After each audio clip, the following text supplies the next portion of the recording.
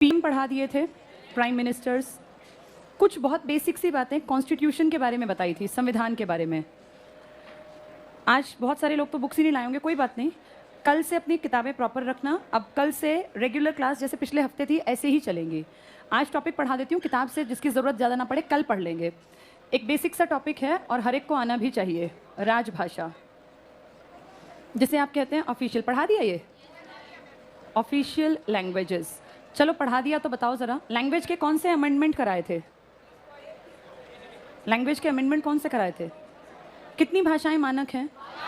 22। अंग्रेजी है मानक भाषा, गुजराती और राजस्थानी और संस्कृत, ठीक है। 22 भाषाएं कैसे कैसे जुड़ी हैं? स्टार्टिंग में कितनी थी?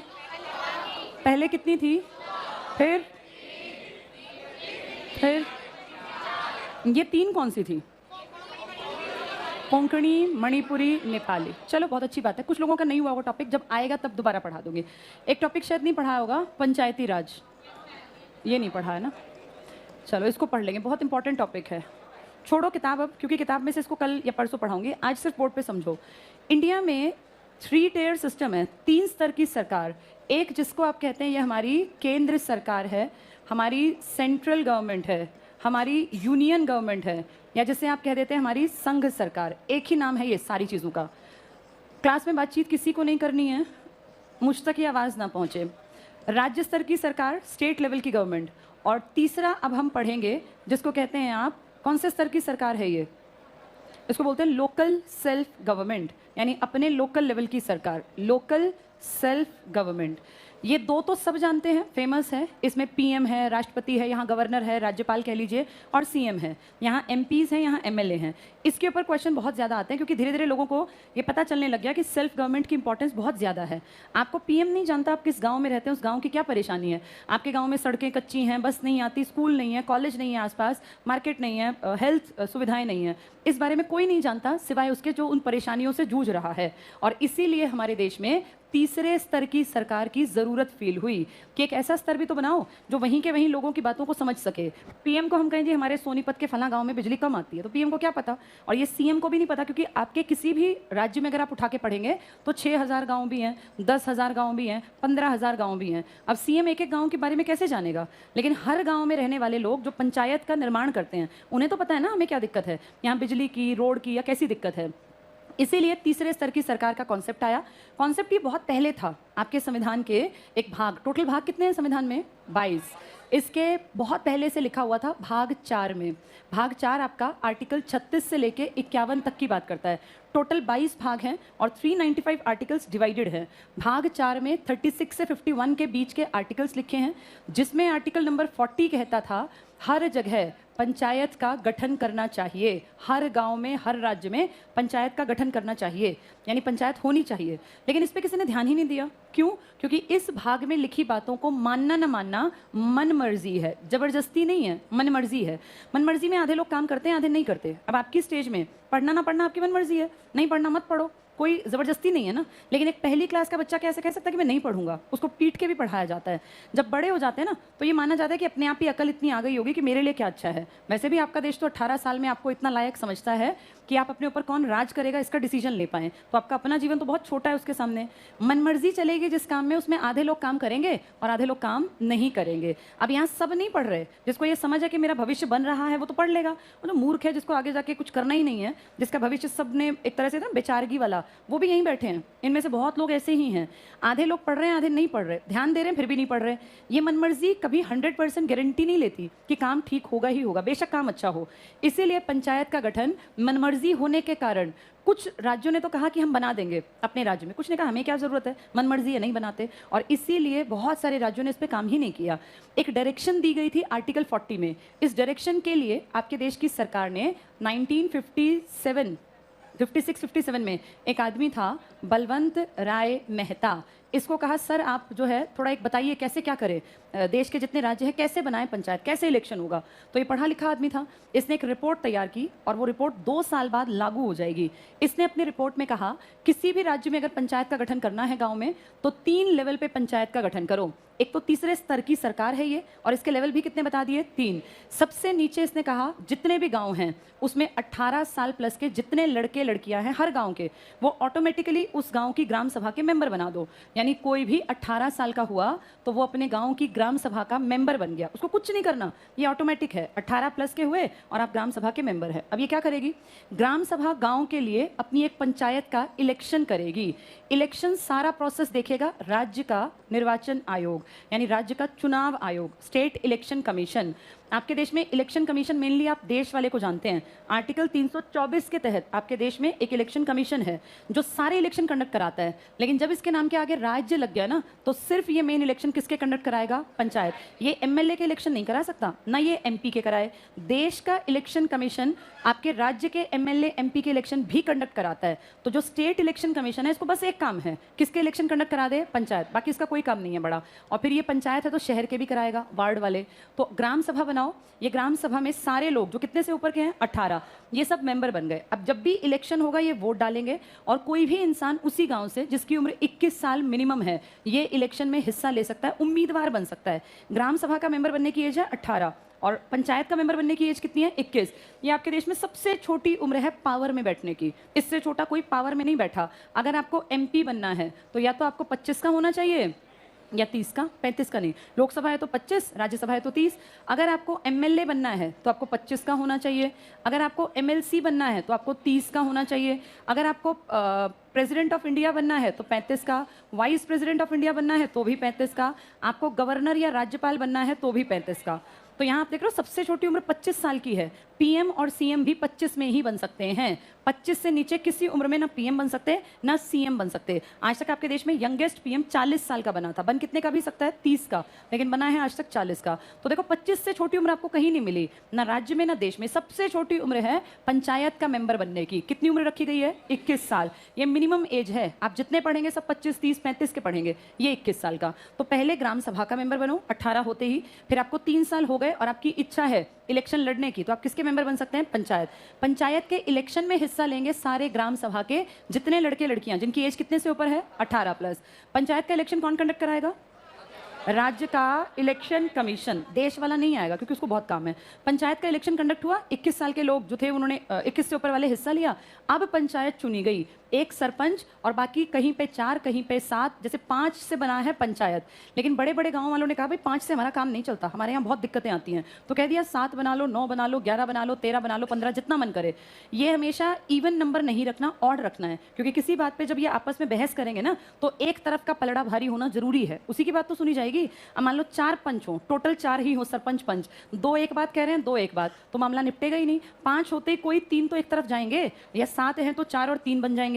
इसीलिए जब भी कभी बेंचेस बनती हैं सुप्रीम कोर्ट में, हाई कोर्ट में या पंचायत भी, ये हमेशा ऑड नंबर में बनाई जाती है ताकि क्लैरिटी हो कि किस तरफ लोग क्या कह रहे हैं, बराबरी पे बात ना अटके। तो इस तरह से आपकी पंचायत 5 भी हो सकते हैं, 7 भी, जो भी स्टेट है उसका राज्य चुनाव आयोग कंडक्ट करेगा। 21 साल की उम्र कम से कम हो। जो लोग बन जाएंगे ना उन लोगों के लिए फिर आगे क्या प्रोसेस होगा, ये एक आदमी ने बताया। अभी मैंने क्या नाम लिखा था, बलवंत राय मेहता। देखो क्या कहा इन्होंने कहा त्रिस्तरीय पंचायती राज बनाना, 3 स्तर पर। सबसे नीचे बनाना ग्राम पंचायत। सभा को इन्होंने मतलब नहीं रखा, इन्होंने कहा वो तुम खुद देखो, ये तो पंचायत के ऊपर काम करेंगे। ग्राम पंचायत बनाओ, एक एरिया के कई गांव मिलके ब्लॉक बना देते हैं। हर राज्य में ब्लॉक्स हैं, जैसे हरियाणा में 140 ब्लॉक है, गांव है 6000 7000, ब्लॉक है 140। इसका मतलब एक एक ब्लॉक में कई कई गांव आते हैं, और फिर ये सारे ब्लॉक्स मिलके कहलाते हैं जिला, यानी ये जिला परिषद है, डिस्ट्रिक्ट काउंसिल, ये है ब्लॉक समिति। इसी को कुछ लोग पंचायत समिति भी नाम देते हैं। अगर सिर्फ पंचायत आई तो गांव की, और पंचायत समिति आई तो ब्लॉक लेवल की। इसको थोड़ा सा आसान और समझो। मान लो ये एक एरिया है, एक राज्य है, कोई भी एग्जांपल ले लेते हैं हरियाणा का। अब इसमें कितने जिले हैं, 22। भाई यूपी है तो अलग जिले होंगे, कर्नाटक है तो अलग। मान लो ये हरियाणा है और इसके 22 जिले हैं। एक एक जिले में कई कई ब्लॉक होते हैं, क्योंकि हमने एक फिगर लिया 22 जिले, और ब्लॉक कितने बताए 140, और गांव कितने बताए 7000 प्लस। इसका मतलब जिला बड़ा है, उसके अंदर कई ब्लॉक हैं, और एक ब्लॉक में कई 100 गांव भी आ सकते हैं। तो इस तरह से छोटे छोटे छोटे छोटे करके ये सारे बड़े बड़े जिले, फिर मान लो इस तरह करके ये गाँव, फिर इन गाँव का ऐसे बंटवारा कर दिया ब्लॉक्स में, ये डॉट डॉट करके ब्लॉक, मान लो 3 ब्लॉक बना दिए, यहाँ ऐसे 4 ब्लॉक बना दिए, 5, कहीं 2 बना दिए। तो एक एक ब्लॉक में कई कई गांव, सबसे छोटी कई गांव, फिर कई सारे गांव मिलके ब्लॉक, और फिर ब्लॉक मिलके जिला बन गए, और ये सारे जिले मिलके क्या बना देते हैं, राज्य। तो आपके 3 स्तर पे सरकार है, राज्य में तो बनी हुई है सीएम वगैरह, आपके ये 3 लेवल हैं, सबसे नीचे गांव, फिर कई सारे गांव मिलके ब्लॉक, और ब्लॉक मिलके जिला। वापस आते हैं, ये थी 3 स्तरीय। किसने नाम दिया ये? बलवंत राय मेहता ने। त्रिस्तरीय पंचायती राज बहुत अच्छा सिस्टम था, लेकिन सब नहीं माने, और सबने कहा जरूरत पड़ी तो बनाएंगे, नहीं तो नहीं बनाएंगे। फिर भी कुछ राज्य ने इनिशिएटिव लिया, उनका नाम हो गया हिस्ट्री में 1959। गांधी जी 2 अक्टूबर मर चुके हैं, लेकिन उनका विचार था, गांधी ने ना बहुत पहले कहा था एक ऐसा भारत बने जिसमें राम राज्य हो। राम राज्य का मतलब भगवान राम जब थे ना तब बराबरी थी, तब SC ST OBC कोई जात पात थी ही नहीं। वहाँ देखो गरीब आदमी शबरी के बेर झूठे राम नहीं तो खाए थे ना, तो इससे ये दिखाया कि राम राज्य में सब बराबर होंगे, सब गांव बराबर होंगे। तो राम राज्य की कल्पना जो किसकी है? महात्मा गांधी की। इस विचार को हमने अपने कॉन्स्टिट्यूशन में लिख दिया। किस आर्टिकल में? 40 में। अभी बताया था किस आर्टिकल में लिख दिया? 40 में। और ये राम राज्य की कल्पना है गांधी की, लेकिन इसको रूप दिया है 3 स्तरों पर। किस बड़े आदमी ने, जिसका नाम हमें बताया? बलवंत राय मेहता। तो कहा गांधी जी को एक तरह से डिवोट करते हैं, और गांधी जी के जन्मदिन पे इसको शुरू करते हैं। 2 अक्टूबर 1959 आपके देश के पहले PM पंडित जवाहरलाल नेहरू ये राजस्थान गए, यहीं से स्टार्ट करना था इस प्रोजेक्ट को। राजस्थान में एक एरिया पड़ता था नागौर, जिला है ये, राजस्थान के नागौर जिले के बगदरी गांव में, क्योंकि गांव भी पता हो तो राजस्थान के राज्य के नागौर जिले के बगदरी गांव में खुद देश का PM गया और यहां कंडक्ट कराया इनकी प्रेजेंस में पहली बार गांव का इलेक्शन। ये बहुत बड़ी अचीवमेंट थी। भारत की आज़ादी के बाद अब तक गांव के स्तर पे कुछ नहीं हुआ था, तो पहली बार ग्राम पंचायत का गठन किस जिले में हुआ है? कहाँ का जिला है ये? किसकी प्रेजेंस में हुआ ये? और दिन कौन सा चुना गया? 2 अक्टूबर, क्योंकि गांधी का जन्मदिन कब होता है? 2 अक्टूबर को। और उस दिन के बाद धीरे धीरे करके बहुत सारे लोगों को लगा कि हमें इसको अपना लेना चाहिए, लेकिन राज्य सरकारें इसके लिए ज़्यादा खुश नहीं थी। उन्हें लगा ये फालतू की बात है, इससे कुछ निकलना नहीं है। 2 अक्टूबर 1959 के 9 दिन बाद 11 अक्टूबर 1959 ये आंध्र प्रदेश में किया गया। पहला कहाँ किया गया था? राजस्थान। फिर इसके बाद जनवरी 1960 में ये कर्नाटक ने किया। बस यहाँ जाके फिर लोगों को लगा बस हो गया बहुत, और दिखावट है, इसकी ज़रूरत कोई नहीं है। इसके बाद धीरे धीरे प्रोसेस स्लो पड़ गया, तो ये बात किताबों तक छप के रह गई कि राजस्थान के नागौर जिले में बलवंत राय मेहता समिति की सिफारिश पर 3 स्तरों पर पंचायती राज का गठन किया गया। लेकिन इसको लोगों ने ज़्यादा माना नहीं, और ना ही बाकी राज्यों ने इसको फॉलो किया। फिर बहुत साल बीते, आप सोचो 1959 में ये घटना घटी, और फिर साल बीतते गए बीतते गए बीतते गए, कई समितियां बनी। सरकार ने आपातकाल लगाया। इंदिरा गांधी की सरकार याद है? बेसिक बैच में बताती हूँ, आपातकाल लगा था कब से कब तक? 1975 से 77। इस आपातकाल के बाद पहली बार गैर कांग्रेसी सरकार बनी। मोरारजी देसाई 81 साल का PM। मोरारजी देसाई ने कहा इस बात पे हमें कुछ चेंज करना चाहिए, और इसके लिए इन्होंने एक आदमी को बुलाया। उसका नाम भी मेहता ही है, सरनेम, लेकिन उसका नाम है अशोक मेहता। अशोक मेहता को कहा सर आप देखिए, क्या ये फिरोज शाह, ये क्या नाम था इस आदमी का पहले वाले का? बलवंत राय मेहता, इसका काम ठीक है या कुछ चेंज करना है? अशोक मेहता ने कहा काम तो ठीक है, लेकिन थोड़ा बदलाव करना चाहिए, और छोड़ो 3 स्तरों को, द्विस्तरीय कर देते हैं। कितने स्तर पे पंचायत कर देते हैं? जैसी ये सरकार टिकी ऐसी अशोक की बात टिकेगी। सरकार कब गिर गई है? 1980 में। सरकार तो बहुत जल्दी गिरी थी ना ये। मोरारजी देसाई 77 में बने, 79 में इस्तीफा, 79 से 80 के जनवरी में इस्तीफा किसने दे दिया था? चौधरी चरण सिंह ने। इस्तीफा देते ही सोचो जब यही नहीं है तो इनकी बात कौन सुनेगा? अशोक मेहता का ये वाला जो एक रिकमेंडेशन था ये फेल रहा, यानी अभी किसकी बात चलती रहेगी? बलवंत राय मेहता की। बलवंत राय मेहता ने अच्छा रिकमेंडेशन दिया। आज 2021 में भी तुम बलवंत राय मेहता की ही बात को फॉलो कर रहे हो, लेकिन अशोक मेहता बीच में आए। इसी दौर में कई छुटपुट छुटपुट समितियां और आएंगी, सिंघवी समिति आएगी, नरसिम्हन समिति, कई छुटपुट, लेकिन वो काम नहीं करेंगी। अब आपके देश में 1985-86 का दौर है, और इंदिरा गांधी के बेटे कौन थे? वो राजीव गांधी, जो यंगेस्ट PM हैं। किस एज में बने थे? 40 साल। 31 अक्टूबर 1984। ये कहेंगे कि भाई गांव में काम करना चाहिए। ये थोड़े ना प्रोग्रेसिव अप्रोच के आदमी थे। इन्होंने शिक्षा में भी बहुत बड़ा बदलाव किया, इन्होंने कई अच्छे काम किए थे, लेकिन टिक नहीं पाए, क्योंकि 1991 में इनकी भी दर्दनाक, बहुत ब्रूटल हत्या कर दी गई थी। राजीव गांधी का कॉन्सेप्ट अच्छा था, लेकिन काम नहीं हो पाया, वो वहीं दब गया। इन्होंने कहा था कि अमेंडमेंट करवा देते हैं, कॉन्स्टिट्यूशन में इसके लिए काम करते हैं, पर वो बात आई गई हो गई और लोग भूल गए। लेटर स्टेज में जब ये मर गए, जब इनका मर्डर हो गया 1991 में सरकार कांग्रेस की ही आई, लेकिन राजीव नहीं है और मुखिया बने पीवी नरसिम्हा राव। अब पीवी नरसिम्हा राव को लगा कि राजीव का वो सपना जो था जिसमें कि वो गांव तक एक अप्रोच थी उनकी पहुंचने की, इसके ऊपर काम करना चाहिए। और इनकी सरकार ने एक बहुत बड़ा चेंज किया कॉन्स्टिट्यूशन में, जिसको नंबर दिया 73वां संविधान संशोधन, 73rd अमेंडमेंट। बहुत बहुत इंपॉर्टेंट। ये कब किया गया है? 1992 के दिसंबर में, और ये सामने जाकर आया 1993 के अप्रैल में। और इस तरह आपके देश में पंचायती राज दिवस मनाने शुरू कर दिया। 22 अप्रैल नहीं 24 अप्रैल है ये, शायद 22, अब एग्जैक्टली नहीं याद, 22 अप्रैल है शायद। 22 अप्रैल को पहली बार हम लोगों ने कौन सा दिवस मनाया? पंचायती राज दिवस। इस दिन के बाद ये कानून बना दिया, हर गांव में पंचायत बननी जरूरी है। एक्सेप्शंस कुछ हैं अलग से, लेकिन फिर भी अगर देखें तो देश के लिए कंपलसरी कर दिया कि हर गांव में क्या बनाई जाएगी? पंचायत। और अब ये कानून बन गया। अब तक तो मजाक चल रहा था। पहले ये किस भाग में लिखा हुआ था? भाग 4 में। किस आर्टिकल में था? 40। लेकिन अब इसके लिए एक अमेंडमेंट कर दिया गया। कौन से नंबर का? 73rd, 1992 में। और अब इसके लिए एक अलग से अनुसूची ले आए, एक शेड्यूल बना दी जिसको फॉलो करना है। ये आपकी 11वीं अनुसूची थी, 11वीं अनुसूची। और इसमें कहा गया कि जो जो लिखा गया है इसको हर स्टेट को फॉलो करना है। इसमें 29 विषय, 29 सब्जेक्ट्स दे दिए जिन पे कोई भी गांव काम कर सकता है। भाई गांव की बिजली, गांव का पानी, गांव की कोई अगर इस तरह की रोड्स टूटी पड़ी हैं, गांव का स्कूल है कि नहीं है, मेडिकल फैसिलिटी है कि नहीं है। 29 ऐसे विषय दे दिए हर गाँव को जिन पे वो अपने लेवल पे काम कर पाएगा। ये बहुत बड़ी अचीवमेंट थी। कौन से सन के बाद है ये सब? 1992। कौन सा अमेंडमेंट किया? 73वां। कौन सी अनुसूची जोड़ दी?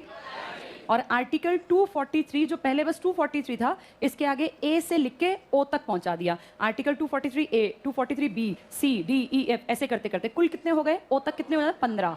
और एक ये था ही, तो कुल मिलाकर कितने हुए? 16। अब एग्जाम में आ जाए कि बताओ कितने आर्टिकल्स और उनके क्लॉज जो हैं ये पंचायती राज से संबंधित हैं। तो क से लेके, अगर हिंदी करें तो क से लेके ट ठ ड ढ अण, क से अण तक, और इंग्लिश कहें तो ए से ओ तक। और एक 243 था ही। ये सब कुछ पंचायती राज के बारे में बताएगा। कहाँ पंचायत बनेगी, कैसे खर्चा होगा, कौन इसके इलेक्शन कंडक्ट कराएगा, कहाँ से पैसे आएंगे, सारी बातें लिख दी। तो इस तरह से आज आपके कॉन्स्टिट्यूशन के कई चीज़ों में आपको पंचायत दिखती है। सबसे पहले पंचायत कहाँ दिखती है? भाग 4 में। कौन से आर्टिकल में? 40। फिर आपको दिखती है एक ये अनुसूची में। कौन सी अनुसूची में? 11वीं में। 12वीं आगे पढ़ेंगे। 11वीं में इसमें कितने विषय दिए गए हैं?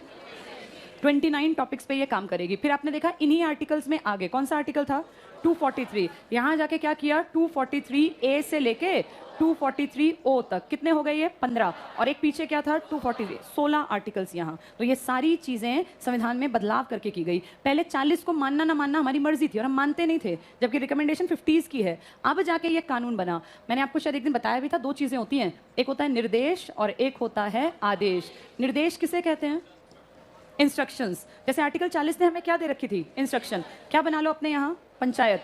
नहीं माने लोग, नहीं माने तो फिर क्या बनाना पड़ा? आदेश। आदेश कब बना? 1992। इंस्ट्रक्शन 1947। आज़ादी के बाद जो आपका संविधान लागू हुआ, कब लागू हुआ था? 26 जनवरी 1950। इस दिन भी तो लिखा था आर्टिकल 40, लेकिन मानते नहीं थे। निर्देश को फिर किस में कन्वर्ट कर दिया? आदेश में। आज आपके देश में कितने स्तर पर पंचायती राज है? 3 स्तर पर। इनमें से पहला स्तर मैंने आपको क्लियर कर दिया। कौन सा स्तर था ये?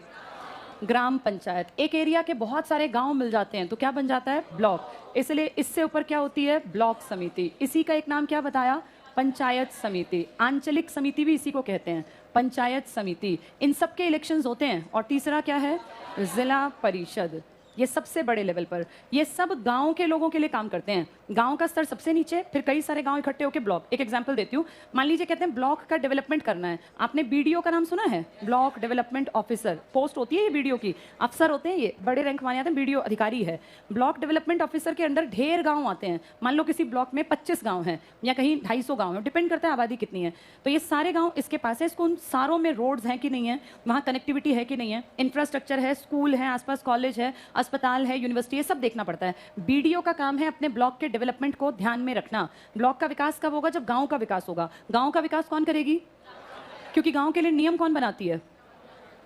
अभी एक चीज और समझो, ग्राम पंचायत नियम नहीं बनाती, ग्राम सभा नियम बनाती है। पूरा गांव मिलकर डिसीजन लेता है। वो अलग बात है कि गांव में कोई जाता नहीं है इस सभा में, लेकिन ये एक तरीका ये है, पूरे गांव के लोग इकट्ठे होंगे, अपने गांव की ज़रूरतों को एनालाइज करेंगे और डिसीजंस लेंगे। भाई हम इन 4 गलियों को पक्की करेंगे, हम ये वाली नाली जो है इसको ढकेंगे, हम गाँव में पुलिया बनवाएंगे। ये सारे डिसीजन किसको लेने हैं? ग्राम सभा।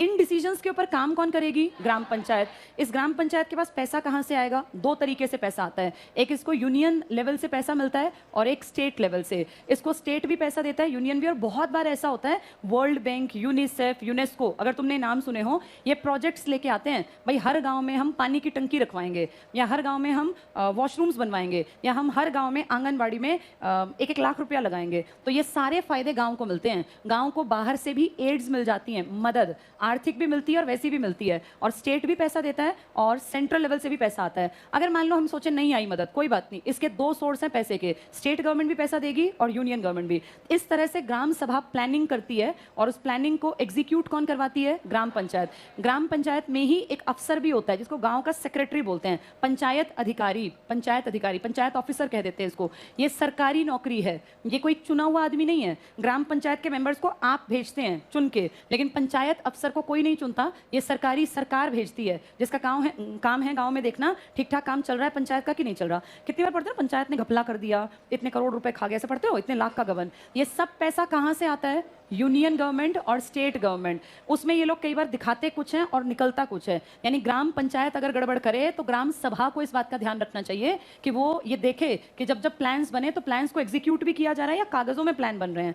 फिर हर गांव का मुखिया जाता है अपने ब्लॉक की मीटिंग में और वहां पे डिस्कशंस होते हैं, भाई इस ब्लॉक में, इस गांव में अब तक रोड नहीं बना, इस ब्लॉक के इस गांव में आज तक बिजली नहीं पहुंची, वहां अपनी अपनी बात रखनी पड़ती है। तो पंचायत समिति या ब्लॉक समिति में जाके ये पंच जो होते हैं अपनी बात को रखते हैं, जी हमारे इस इलाके का विकास हो गया, हमारे गांव तक आज तक सुविधा नहीं पहुंची, यहाँ आपकी बात सुनी जाएगी। यहाँ आपके एरिया का एमएलए भी जाएगा जिसको आपने बनाया, वो इसकी मीटिंग में जाएगा। ब्लॉक में टोटल ब्लॉक 126 बताया मैंने, कहीं 140, कहीं 150, तो ब्लॉक की मीटिंग में उस एरिया का एमएलए भी जाता है। एमएलए यहाँ कभी नहीं जाएगा। ग्राम पंचायत अपनी बैठक खुद करो, डिसीजन लो। ब्लॉक समिति में आएगा मेरे ब्लॉक के किस गांव में क्या दिक्कत है मुझे पता हो। और जो ये जिला परिषद की मीटिंग है ना, ये तो बड़े लेवल की मीटिंग है, पूरे जिले के लेवल पर, तो इसमें आपका एमएलए भी पहुंचेगा और आपका एमपी भी जाएगा, जिसको आपने लोकसभा में, राज्यसभा में पहुंचा रखा है ना, डायरेक्ट इनडायरेक्ट। लोकसभा वाले जाते हैं, यहाँ आपका विधायक, इसमें सिर्फ विधायक, इसमें ना विधायक और ना ही आपका एमपी, मेंबर ऑफ पार्लियामेंट। क्या ये बेसिक सी बात समझ में आ गई? कुछ भी नहीं है, ये छोटी सी बात है। गांव है, कई सारे गांव हैं, एक गांव है तो ग्राम पंचायत, ये इलाका पूरा है तो ब्लॉक, और जब सारे ब्लॉक हैं तो फिर आप कहते हैं जिला। इस तरह से जिला पार्षद भी चुनती है जनता, ब्लॉक समिति के मेंबर्स भी जनता इनडायरेक्टली भेजती है, और ग्राम सभा ही ग्राम पंचायत का भी चुनाव करती है। क्लियर ये बात? ग्राम पंचायत को पैसा कहाँ से मिलेगा? देश से भी और स्टेट से भी। इसके अलावा गांव की पंचायत अपने गांव से भी पैसा कमा लेती है। कैसे? गांव में, हर गांव में एक पौंड या एक जोहड़ जो होता है ना, इसको पट्टे पे दे देते हैं। जो थोड़े तेज गांव हैं, आजकल पंचायत के लिए क्या कर दिया कि पंचायत में भी एजुकेशनल क्वालिफिकेशन कंपलसरी कर दी। ऐसा करने वाला सबसे पहला राज्य राजस्थान था। आप ये जानते हैं सबसे पहले पंचायत को लागू भी किसने किया? इन्होंने कहा भैया पढ़ा लिखा होना जरूरी है, बिना पढ़े लिखे को अकल कम होती है। इसकी देखा देखी हमने, हरियाणा ने भी कहा हम भी एजुकेशनल क्वालिफिकेशन को कंपलसरी करेंगे। जो गांव का सरपंच बनेगा उसके लिए कम से कम 10वीं पास होना जरूरी है। ये सिर्फ उनके लिए है जो जनरल कास्ट से हो और जो आदमी हो। अगर महिला सरपंच है तो 10वीं की कंडीशन नहीं है, 8वीं पास हो। जो भी गाँव में अगर महिला सरपंच है तो 8वीं का सर्टिफिकेट जमा करवाना पड़ता है, तब पंचायत के इलेक्शन में खड़े हो सकते हैं, वरना नहीं। अगर 10वीं फेल है ना, तो वो कितना ही अच्छा हो, कितना ही नामी गिरामी हो, पंचायत का मुखिया नहीं बन सकता या पंच नहीं बन सकता। अगर कोई एससी है तो एससी में अगर महिला है, औरत है, और एससी का अगर आदमी है, तो कहा कि एससी औरतों को और कम सुविधाएं हैं, इनको और कम पढ़ा लिखा भी चल जाएगा। एससी कोई औरत है तो कह दिया 5वीं पास चल जाएगी, लेकिन अगर एससी आदमी है तो 8वीं पास, जनरल औरत कैटेगरी की है तो भी 8वीं, जनरल का आदमी है तो 10वीं पास। ये इसलिए किया क्योंकि ये पढ़े लिखे होंगे तभी गांव का विकास होगा। अब एक चीज सोचने की है, ये सब नियम बनाए हैं हमारे एमएलएज ने, हमारे सीएम ने, राजस्थान वाले ने भी और हरियाणा। इनको क्या संभालना है इन लोगों को? अपना गाँव। गाँव से ऊपर क्या होता है? ब्लॉक, ब्लॉक से ऊपर और जिले से ऊपर राज्य। कितनी अजीब बात है कि जिसको राज्य संभालना है उसके लिए कोई क्वालिफिकेशन नहीं है, और जिसको देश संभालना है उसके लिए कोई मतलब ही नहीं है क्वालिफिकेशन का। गांव संभालने वाले को 10वीं पास होना जरूरी है, क्योंकि 10वीं से कम है तो उसमें बुद्धि नहीं है। जिसको देश संभालना है वो अनपढ़ भी चल जाएगा। क्या ये लॉजिकली ठीक है? नहीं ना। और इसमें अगर कोई देश समझदार हो ना कहीं पे लोग, तो इन्हीं को पकड़ लें कि भाई तुम ही तो कह रहे हो ना कि 10वीं पास के बिना गांव कैसे चलेगा, तो देश कैसे चल जाएगा। फिर दलील दी जाती है कि देश चलाने वाले तो पीछे बैक इसमें खड़े होकर काम कर रहे होते हैं, आईएएस अफसर, जिनको आप किस रूप में देखते हैं देश में? सचिव। लेकिन फिर भी अगर सब लोग पढ़े लिखे हों तो ये एक मुद्दा बन सकता है आने वाले 5-10 सालों में कि इसमें बदलाव करो। देश को चलाने वाले पढ़े लिखे कुछ बेसिक क्वालिफिकेशन वाले तो होने ही चाहिए ना। ये जो अब ट्रेंड है, और ये हमने नहीं कहा, ये इन्होंने कहा है अपने आप कि गांव में पढ़ा लिखा आदमी ही गांव का विकास कर पाएगा। अब देखिए पैसा कैसे बना लेगा पढ़ा लिखा आदमी। गांव में जो जोहड़ या जो पौंड है गांव में, इसको पट्टे पे दे देगा गांव के ही किसी आदमी को, और कहेगा भाई इसमें मछली पालन कर ले, साल के 10,000 रुपये जमा करा देना। कोई भी भागा भागा आएगा, क्योंकि मछली बहुत महंगी बिकती है। मछली एक एक अच्छी क्वालिटी की मछली है ना, जो अच्छी ब्रीड की है, 1,000 2,000 रुपये किलो निकलती हैं। और मछली है क्या, 4 मछली पकड़ी 1 किलो की बन गई, भारी भरकम 2 ही 1 किलो की बन गई। अगर उसने 1000 मछलियां वहां पे पाल ली, मछली का बीज फ्री बराबर मिलता है, सरकार प्रोजेक्ट चलाती है। बीज मतलब मछली का छोटे छोटे बच्चे, उसी को बीज बोलते हैं, कोई बीज नहीं आता। तो मछली का बीज मतलब होता है बहुत छोटी मछली, लाके अपने पानी में डाल दी, फ्री में तो पानी है, उसमें कीड़े भी खुद ही खाएंगी वो, तुम्हें कुछ नहीं करना, ना तुम्हें उसमें कोई पैसा लगाना, कोई बड़ी लागत नहीं है। कुछ खर्चा करना पड़ता है ताकि मर ना जाए एक आधी बार उसमें दवाई वाई, लेकिन वो ज़्यादा नहीं है। बदले में तुम उसको चाहे हज़ारों की बेचो चाहे लाखों की, तुम्हारे ऊपर है। अगर पढ़े लिखे समझदार हैं, गाँव में कितने रुपये जमा करा देना, 10,000। गाँव में 10,000 आ गए, ऐसा ऐसा सोचो हर साल 10,000 का फ्री का काम, जो कि फालतू की जगह थी वहाँ से। ऐसे ही हर गाँव में ना कम्युनिटी सेंटर बना रखे हैं, लगभग गाँव में कम्युनिटी सेंटर में लोग अपने गाँव में बच्चों की शादियाँ कर देते हैं। तो एक शादी कर रहे हैं तो 5100 जमा करा देना, या 2100 3100। अब एक शादी जो आदमी कर रहा है सोचेगा 5100 में मेरी टेंशन हटेगी, जो गंदगी फैलनी है वहीं फैलेगी। घर में शादी करेंगे तो पता नहीं आधे लोग चम्मच गायब कर देंगे, कुछ प्लेट कुछ कटोरी, ये भी तो होता ही है। अब वहाँ करेंगे तो हमें कोई टेंशन नहीं, सब काम बाहर के बाहर। अब ये 5100 रुपये भी गाँव में चले गए। वो जो पट्टे पर दिया था इनका पॉन्ड सिस्टम जिसमें मछली थी, वो भी कमाई का साधन। अगर गांव में 10 शादी एक साल में कर दी और 5-5 हज़ार ले लिए तो 50,000 का काम हो गया ना। ये ऐसे करके गांव के गांव में भी कमाई का साधन पढ़े लिखी जो पंचायतें हैं ना, ये निकाल लेती हैं। ग्राम पंचायत अगर समझदार हो तो बहुत ज़्यादा एड्स, बहुत ज़्यादा पैसा आता है, आर्थिक मदद आती है देश से भी और राज्य से भी, और आप अपने आप भी पैसा निकाल सकते हैं। तो इस तरह से गाँव का विकास पॉसिबल है, बशर्ते कि आपके गाँव का पंचायत का आदमी पढ़ा लिखा हो, उसको अकल हो कि कहाँ से क्या एप्लीकेशन लिखने से मुझे पैसा मिल जाएगा, तो गांव का विकास पॉसिबल है। अगर धीरे धीरे गांव के विकास हो गए, ब्लॉक के हो गए, जिले के हो गए, तो किसका विकास हो जाएगा? जिस राज्य के सारे जिले विकसित हैं, क्या वो राज्य आगे नहीं बढ़ेगा? और जब सारे राज्य आगे बढ़ेंगे तो ऑटोमेटिकली आपका देश आगे बढ़ेगा। इस बात को समझने की जरूरत है कि हर चीज की स्टार्टिंग कहां से है? ग्राम पंचायत से। अगर गांव इंटेलिजेंट है, सारा गांव पढ़ा लिखा है, विकास करता है, जिला बदल गया, जिले से राज्य बदला, राज्य से देश बदला। यही तो गांधी का कॉन्सेप्ट था। इसी को उसने क्या नाम दिया था? ये राम राज्य की कल्पना है। किस आर्टिकल में लिखी गई थी? 40। किस भाग में? और बाद में जाके ये कानून बनाया। कौन सा अमेंडमेंट किया? 73वां। कौन से सन में किया? 1992 में। और कौन सी अनुसूची जोड़ी? 11वीं। कितने सब्जेक्ट? 29। कितने नंबर के आर्टिकल्स वो ABCD वाले? 243A से लेके O तक। क्लियर हो गया सबको? ये 2 समिति बताओ जिन्होंने ये रिकमेंडेशन दी थी और चेंज किया। बलवंत राय मेहता और अशोक मेहता। अशोक मेहता किसके काल की है? मोरारजी देसाई। और बलवंत राय वाली? पंडित जवाहरलाल नेहरू। चलो बहुत बढ़िया। अब आओ शहर पर।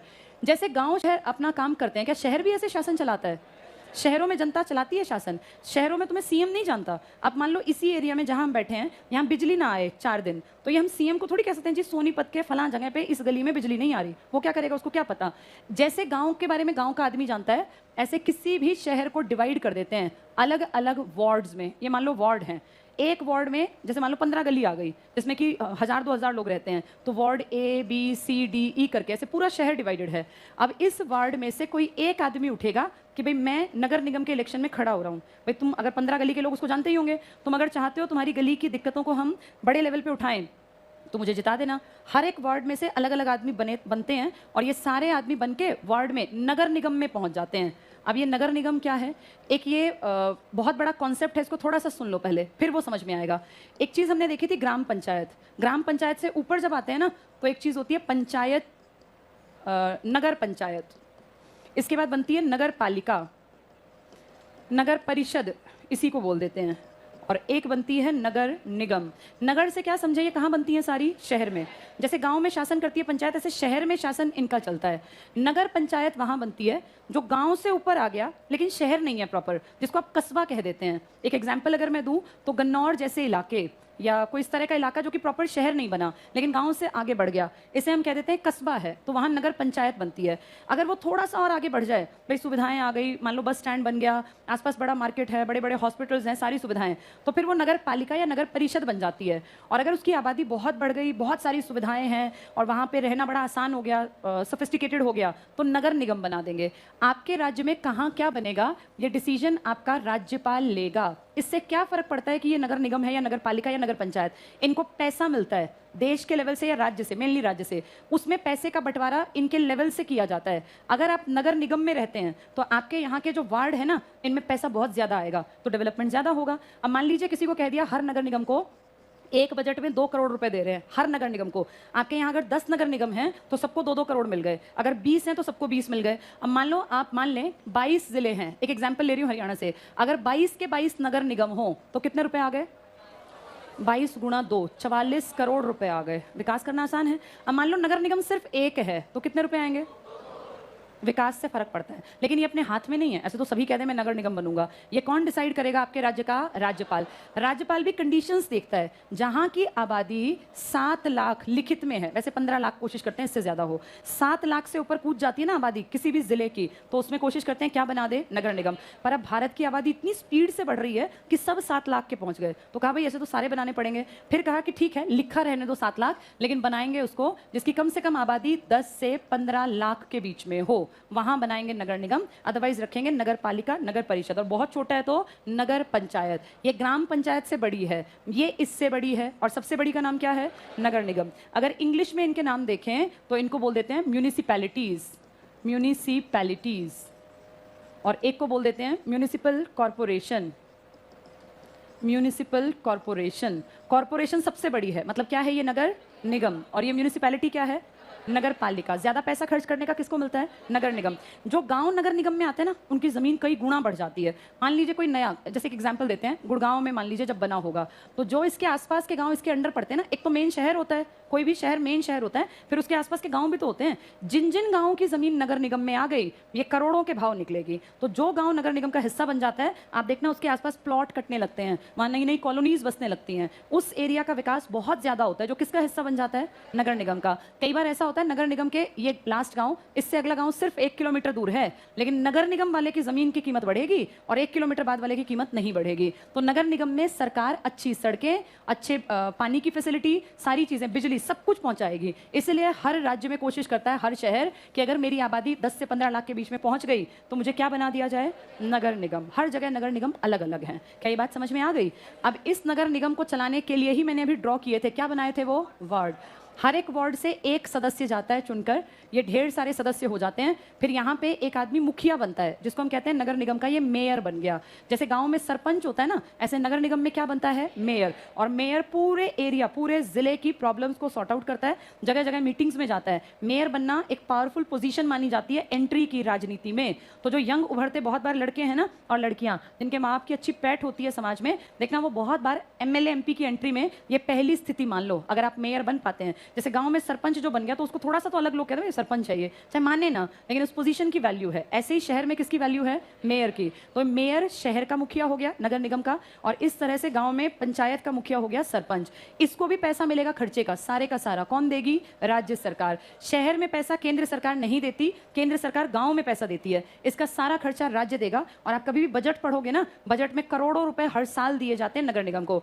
हमारे यहाँ की हालत ऐसी भी है, कई नगर निगम वापस कर देते हैं पैसे को बिना खर्च किए। वो कहते हैं जी हमारा पैसा खर्च ही नहीं हुआ। यानी चाहे तो विकास किया जा सकता है भारत में। हर नगर निगम को इतना पैसा मिलता है कि वो अपने शहर की तस्वीर बदल दे। कई बार देखते हो शहरों में नए नए पेड़ लगाए जा रहे होते हैं, पानी दिया जा रहा होता है, ट्रक सा लेके घूमते रहते हैं, ये सब नगर निगम करवाता है। पार्क्स को मेंटेन करवाता है, अच्छे अच्छे पेड़ लगवाता है, फाउंटेन्स लगवाता है, लिखा होता है वहाँ नगर निगम द्वारा संचालित। नगर निगम सारे खर्चे करती है आपके शहर को सुंदर बनाने के। स्ट्रीट लाइट नगर निगम लगवाती है, आपके पार्क नगर निगम मेंटेन करवाती है, जितनी गलियों में ये सीवर और ये सब दिक्कतें हैं ना, सब नगर निगम का जिम्मा है। क्या ये पॉइंट समझ में आ गए?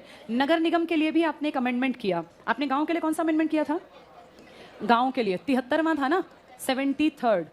इसी तरह से आपने शहर के लिए अगला अमेंडमेंट कर दिया, कौन सा? 74th। इसके लिए कौन सी अनुसूची थी? 11वीं। इसके लिए कौन सी कर दी? 12वीं अनुसूची। उसमें कितने सब्जेक्ट थे? 29। इसमें कितने किए? 18। अजीब बात है, देखो गांव के लिए टॉपिक ज्यादा हैं, शहर के लिए टॉपिक कम है। अब ये 29 सबको नहीं मिलेंगे, ये भी आपके राज्यपाल के ऊपर डिपेंड करता है। वो इन 29 में से 15 देगा हरियाणा को, यूपी वाला 20 देगा, कोई 25 देगा, कोई 18 देगा। हर राज्य पूरे टॉपिक्स नहीं देता, ये राज्यपाल की मर्जी है। मेरे राज्य के गाँव को इतने विषय मिलेंगे जिन पे ये कानूनन कार्यवाही कर सकते हैं। तो अजीब बात है कि शहर वालों को टॉपिक कम दे रखे और गाँव वालों को ज्यादा। इनके इलेक्शन की एज दोनों की बराबर है। यहाँ भी कितनी उम्र का होना चाहिए? 21, और यहाँ भी कितने का? 21। ये मिनिमम मिनिमम एज है राजनीति में एंट्री की, इसके आगे फिर 25, 30 और 35 साल है। क्लियर हो गया सबको? ये सब कुछ सेम है, कोई अंतर नहीं है, पहले गांव फिर शहर। ऐसे ही मैंने अभी आपको एक आर्टिकल बताया था 243, कितने से कितना था वो?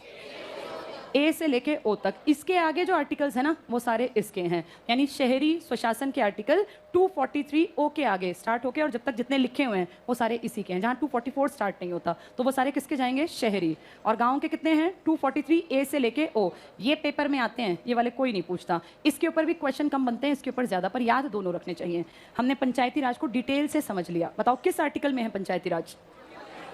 अब तुम्हें ये आने चाहिए, सब बता दिया। किस आर्टिकल में है? 40 में। फिर कहाँ दिखा? ए से लेके ओ तक। कौन सी अनुसूची? कौन सा सन? कौन सा अमेंडमेंट? किसकी कल्पना थी ये? किसकी दिल से इच्छा थी ऐसा बने? नहीं, दिल से इच्छा थी गांधी की। गांधी। कौन सा राज्य की कल्पना थी ये? राम राज्य। और फिर इसको कागजों पे किसने सही उतारा? बलवंत राय मेहता। कितने स्तर बताए? बलवंत की बात को किसने काटा? अशोक मेहता। कब आई थी वो? 77 में। सरकार बदली तो ये भी बदले, वो कांग्रेस थी तो ये था, कांग्रेस हटी तो फिर अशोक मेहता। अशोक ने कितने स्तर कहे? लेकिन क्या द्विस्तरीय चल रही है आज? नहीं चल रही। ये कब आदेश बनाया सब लोग बनाओ पंचायत? 1993 में। उससे पहले किस किसने इसको मान लिया था अपने आप ही? सबसे पहले राजस्थान। कौन सा जिला था? नागौर। क्या डेट थी? 2 अक्टूबर 1959। गांधी का जन्मदिन क्यों चुना? कल्पना गांधी की थी। कौन पहुंचा? नेहरू पहली बार। इसके तुरंत 9 दिन बाद 11 अक्टूबर को किसने किया था? आंध्र प्रदेश। फिर किसने किया? महाराष्ट्र, कर्नाटक। लेकिन फिर रुक गए ये, और जब रुक गए तो कई लंबे टाइम तक रुके ही रहे। फिर जाके इसको क्या बनवा दिया? कानून। और कानून बनने के बाद फिर सबने इसको धीरे धीरे फॉलो किया। दिल्ली में है क्या पंचायती राज? दिल्ली में लास्ट पंचायत के इलेक्शन 1984 में हुए थे, उसके बाद नहीं हुए। ये कई जगह पे ऐसा है कि पंचायत के इलेक्शन है ही नहीं, लेकिन वो अपवाद हैं। आपने बंगाल का नाम सुना है सबने? बंगाल। वहाँ 4 लेवल पे इलेक्शन होते हैं। पूरे देश में कितने लेवल पर हैं? 3। ये राज्य सूची का विषय है, कोई भी राज्य इसमें चेंज कर सकता है, ये कोई देश का विषय नहीं है। राज्य सूची में आता है स्थानीय स्वशासन, यानी आपकी लोकल सेल्फ गवर्नमेंट, स्थानीय स्वशासन। ये किस लिस्ट का टॉपिक है? राज्य सूची का। तुम्हें सूची याद है? 3 लिस्ट बताई थी। एक का नाम था केंद्र सूची, एक का नाम था राज्य सूची, एक का नाम था समवर्ती। केंद्र में कितने विषय थे? 100। पहले कितने थे? 97। राज्य में 66, पहले थे 60 नहीं, अब हैं 61, पहले थे 66। समवर्ती में अब है 52, पहले थे 47। पहले वाले उतने जरूरी नहीं है, प्रेजेंट के याद रखना। इसी तरह की लिस्ट एक गांव को भी पकड़ा रखी है। कितने टॉपिक लिख के? 29। और इतनी शहरों में कितने दे रखे हैं? 18। ये सारे पता होने चाहिए हर एक को। केंद्र, राज्य और समवर्ती। राज्य सूची में लिखा था हर राज्य अपने हिसाब से अपना शासन चलाए, तो उसी को आप पंचायती राज कहते हैं। तो पूछेंगे पंचायती राज किसका विषय है? केंद्र का, राज्य का, समवर्ती का? राज्य का। लेकिन राज्य के विषय पे कानून बनाना पड़ा। कौन से सन में? 1992 में। वो राज्य ने नहीं बनाया, वो किसने बनाया? देश। फिर भी आजादी दे रखी है, जिसका जितना मन करे बना लो। पश्चिम बंगाल ने कितने स्तर पे बना ली? दिल्ली राज्य नहीं है, लेकिन दिल्ली में सीएम तो बनता है। दिल्ली के गांव में भी पंचायत बनती थी। कब बंद कर दी? 1984 में। बाकी बड़े बड़े सब राज्यों में आज भी पंचायत के इलेक्शन हो रहे हैं। अगर पंचायत का कार्यकाल पूछे तो सब जानते हैं कितने साल। किसी कारण बीच में गड़बड़ हो गई, पंचायत को खत्म करना पड़ा, तो कितने महीने के अंदर? 6 महीने के अंदर नया चुनाव होगा। ये चुनाव कौन कंडक्ट कराता है? राज्य का चुनाव आयोग। देश का चुनाव आयोग कुछ नहीं करेगा आपके लिए, लेकिन वो आपके लिए एमपी बना देगा, आपके एमएलए बना देगा। क्या ये लोग आपके स्थानीय स्वशासन में मीटिंग्स में आते हैं? आते तो हैं। कौन सी मीटिंग में एमपी एमएलए दोनों आते हैं? जिला। और किसमें सिर्फ एमएलए आएगा? ब्लॉक में। किसमें कोई सा नहीं आएगा? ग्राम सभा क्या काम करती है आपके लिए? ग्राम सभा प्लानिंग करती है। एग्जीक्यूट कौन करता है प्लानिंग को? पंचायत। पंचायत में कितने आदमी हो सकते हैं? 5, 7, 9। ये हमेशा ऑड नंबर क्यों रखा जाता है? ताकि बराबरी पे बात ना टिके। ठीक है, ये सारी चीजें हमें पढ़नी है। चलो आज ये पढ़ लिया हमने। कल अपनी बुक लेते आना सब लोग। जो कुछ बच्चे नए भी होंगे, इंडियन पॉलिटिक्स की बुक से पढ़ाती हूँ मैं हमेशा, ताकि घर जाके तुम भी पढ़ लो। कल बुक से ये टॉपिक करा दूंगी और आगे बढ़ेंगे। 24 अप्रैल है। अच्छा, पंचायती राज 22 नहीं है, 24। 22 का कोई इंपॉर्टेंट दिन होता है? 24